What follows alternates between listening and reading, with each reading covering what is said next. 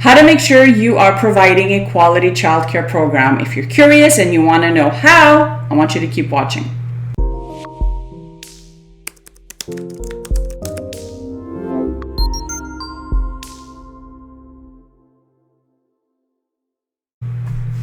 Hey there, my name is Christina Rizakos. I am the founder of childcarebusinessmarketing.com, a marketing agency that helps develop and implement marketing strategies for childcare business owners. Today's video, we're talking about quality and why that is so important when we are talking about our childcare businesses.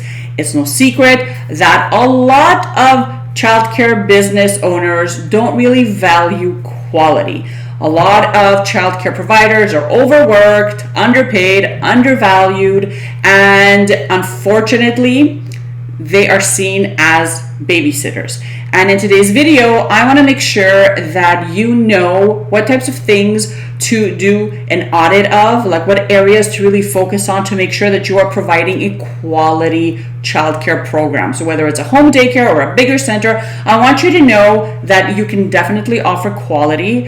And this video is going to help you really see, okay, in certain areas, am I really living up to what my dream was, or am I kind of slacking off? And the good news is, if you feel like you're not really offering what you could, then it's so simple to go back and really tweak it and readjust it and do the proper changes. As long as you are willing and open to make your program better, then you're going to get a lot of value out of this video. So the first area that I want you to focus on is your educational program. Your program is the foundation of your business, and this is what makes sure that your program is quality and that it really differentiates you from the other daycares, okay? So if you're in this business, it is because you're calling to work with young children. Whether you're in the office or whether you're in the classroom, you know that you want to make a difference in their lives. Well, at least I hope so. And when you're thinking of your educational program, you really have to get real honest, okay? Especially if you're in this business for a long time, maybe things feel a little blah. Maybe you feel like the program is becoming really repetitive. Maybe you haven't updated your educational program in a few years. Maybe you feel like your staff is always, planning the same stuff over and over. Maybe you feel like the kids aren't really getting anything out of it. Like they're not excited to see their teacher in the morning. They're not excited when it comes to arts and crafts or other activities, right? Maybe you feel like your staff is kind of slacking off in that area. So it's really important that as a business owner, you start thinking, okay, how would I rate my program right now? Do I feel like the kids are getting something out of it? And does it align with the vision that I had for this business when I first started, right? A lot of childcare business owners, they start kind of comparing themselves and their program to other centers and what they see online, what they see on Pinterest and all these elaborate activities. But a lot of the times, we really have to focus on being more simple and really start to go back to why did I get into this business in the first place, okay? So I will give you an example. When I first started looking for a job right after college, I remember going inside a beautiful daycare. I had an appointment at a daycare. I had an interview to work with the 3-4s, and I was really excited. I was very nervous. It was my first job interview in the field. And I walked in there and I had like a portfolio with all sorts of activities I had planned out when I was doing my field work. And I was really excited at how these certificates, all these workshops I had attended. And I walked into this daycare. I met with one of the parents and the director. And I immediately felt that there was going to be a big block when it came to their educational approach and their interventions.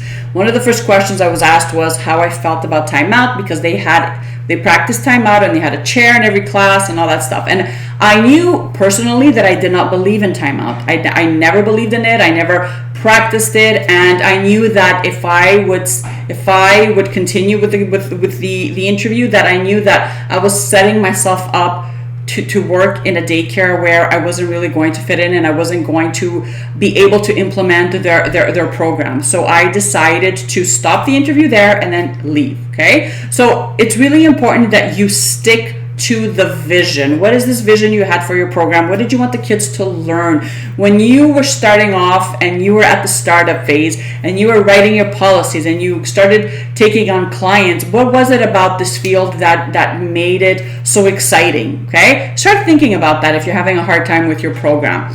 If you're someone that wants to create their own program, amazing. I did that when I started my childcare center. I looked at different approaches, different theories, and I kind of took what I liked and created my own. If you're someone that doesn't have time to do that and you just want to buy a curriculum online that aligns with what you believe in, you can definitely do that. I posted a link underneath this video. It's a website with a few resources you can check out. But in any case, make sure that your educational program really aligns with what you believe in, something that you're proud of, and something that you know that kids are going to get something out of it and that parents are going to be talking to the friends about and that kind of stuff. So educational program, how would you rate it? If it's, let's say, a 6 or 7 and under, then I would strongly suggest you start making some changes to it. The other area that you want to be focusing on when we're talking about quality is your staff. Now, I know staff is a big hiccup for a lot of directors and centers. The pays aren't great. Teachers, they get burnt out really fast, and it's really difficult to find quality teachers to work for you in your program. People that love what they do, genuinely love what they do. When you are bringing anyone into your business family, so whether it's an assistant, a manager, or staff, it's really important that you understand that they are an extension of your business, right? So it's really important for you to understand that they're not just somebody that's just going to be hanging around for 8 hours a day. They're an extension of your business, right? If parents, go home and refer their clients or family members to your program, it is because their child had a great experience with their teacher. Teachers are an extension of your business. So you have to make sure that as a business owner, no matter how difficult it is, that you attract the right type of people to work for you. And I know that's difficult. Sometimes I know that we get really overwhelmed, and a lot of the times we end up with the employee from hell. But it's really important not to lose faith and to really keep going, okay? So putting out there what you want to attract back in your program, having a clear job description, knowing exactly who fits and who will not fit. And when you know that someone will not fit, do not hire them out of desperation.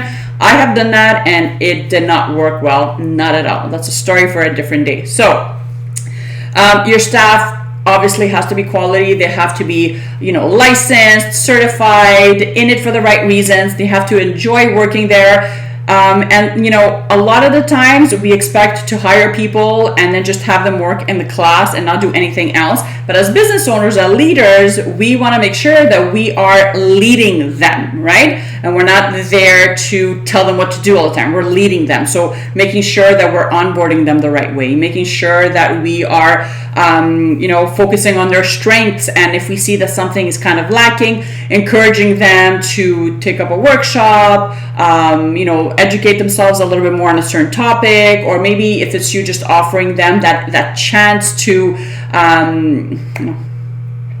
as business owners, it's really important that when we're bringing in staff, that we step up as leaders and we really lead our team. We want to make sure that we're surrounded by quality people, and we also want to make sure that we are a quality leader as well. That's really important, and I think that's something a lot of us forget. We expect people to sign up and say, yes, I'm interested to work here. That we expect them to accept the job, and then we expect them to know what to do and never complain. And unfortunately, that's not how things work. So as a leader, you have to make sure that your onboarding process is on point.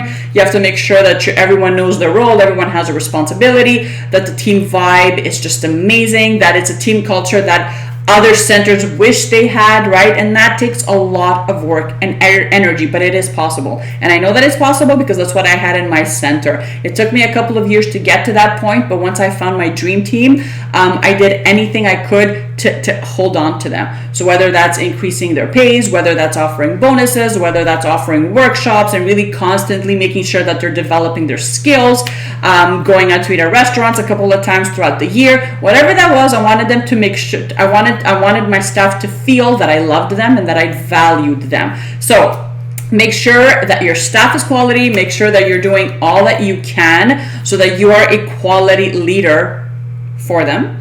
And again, when it comes to our staff handbook, that too, you have to make sure that, well, number one, if you don't have a staff handbook, make sure that you go and create one. And no, it shouldn't be a couple of pages long. It should be a pretty, thick developed handbook, because this handbook is going to offer support and guidance. They're going to know, oh, this is what we do when there's an emergency. Oh, that's what I do if I have to call in sick. Oh, that's what we do when we have to administer medication, right? They have to know where they stand and what they have to do. And if you don't have an educational, if you don't have a staff handbook that does that, then you're going to get a bunch of people that are lost trying to figure things out on their own, and that's not what we want. This document has to be crystal clear, detailed, consistently. It should get updated, and it should really support your staff as much as possible. The other area that you should be doing a quick audit on when it comes to, am I running a quality program, are your processes and your automations. And yes, you can definitely automate things, whether you're running a small home daycare or a bigger center. This is going to make your life so much easier, and it's going to allow you to free up your time to focus on other things, okay? So when it comes to processes and automations, what does that mean? One of the first things that you should definitely be automating is anything that has to do with invoicing, payments, and all that fun stuff, okay? Gone are the days where you're texting people back and forth, trying to get them to pay you and trying to make sure that they saw the invoice you left in their little Johnny's backpack, right? No, we're not doing that. We want to make sure that we are leveraging our resources as much as possible, and there's so many softwares out there that can help you with your accounting and your billing and your invoicing. Again, I put some links underneath this video. Go click on those and make sure you find one that works best for you. But this is something you should definitely be automating so that you're not focusing on this throughout the day. The other thing is anything that has to do with your email list, okay? Anything that has to do with marketing. You don't want to be consistently thinking of, how am I going to get more kids? How am I going to, what am I going to post online? What should I write? What should I do? I have to create a graphic with my promotion, right? These are all things that you can definitely automate by reserving the time in your month and creating the content, and then just pre-scheduling things in so that you're not stuck trying to figure out what to do or what to say or what to create. If you don't want to be creating content, or you just don't want to deal with that at all, you should definitely think of outsourcing your content to a social media manager that can definitely take over your account and keep it updated consistently. Same thing with your email list. Create a simple template that you can go in every single month and just update the text. And then you can have a specific day in the month, or if you send it out every couple of weeks, and just set it and forget it, okay? Anything that has to do with marketing in terms of ads, definitely something that you should seriously think of. You don't want to be trying to post online or inside huge, like really large Facebook groups that you have enrollments or you have promotions going on. Start thinking of, how can I do more with less time? And you do that with automations. You do that with Facebook ads by creating campaigns that are going to be going out there locally, and they're going to be reaching as many people as possible, always keeping your business top of mind, okay? Your monthly newsletter, we spoke about that, and your day-to-day operations. Now, this is something that you should think of in terms of processes that you should be creating. So, for example, if you are a new daycare and you don't know how to onboard a new staff member, okay? So again, this is going to make your life easier as you grow as business and as a business owner. Having a document that describes the process when you're onboarding a new member. So think about this. What would I need to make sure this new staff member knows what they're doing, knows what they have to do, and so on and so on. So all you have to do is open up a Google document and start thinking about the journey that this new person is going to take in your business. And as you start growing your team and as things pop up, then you go in and you start editing these documents. That's how I started my onboarding process. No one told me how to onboard a new employee. I had no idea. But as I saw things that came up, as I saw some of my mistakes, I said, oh, you know what? Yes, let's prevent that next time by doing this and this and this. And I would go back in and I would add it on my process. And as you do this, what you're going to find is your process is going to get more developed. It's going to get more optimized. and it's going to make your life so much easier. And the best part is that once you're ready to, let's say, hire a manager or hand this off to someone else, like a lead educator, well, you can just take the process of hiring or the process of enrollments or the process of doing inventory or ordering bulk items, and you can take this and just give it to them and say, there you go, this is what we have to follow, go ahead and do it. And that's going to take a lot of pressure off of you. And you can do this whether you're running a small daycare in your home or whether you're running a bigger center. It doesn't really matter. Obviously, it's going to look different depending on the size of your business, but automations, outsourcing, and processes are something that are going to help you run a smoother program. There's also a lot of softwares that can help you with billing, communicating with the parents, and anything that has to do with enrollments. You can check those out. I put a link in the bottom. So a few that come top to mind are like Hi Mama, Brightwheel, Sage Accounting, runsandbox.com. So there's a few of them depending on where you're from that you can definitely check out. They vary in prices and services. So go ahead and click the link under the video and read a little bit more about them. So there you have it, a few ways you can tell if you are running a quality program or not. So how would you rate your program right now? Do you feel like there's areas in your program that you can improve, or do you feel like everything is on point? Let me know in the comments.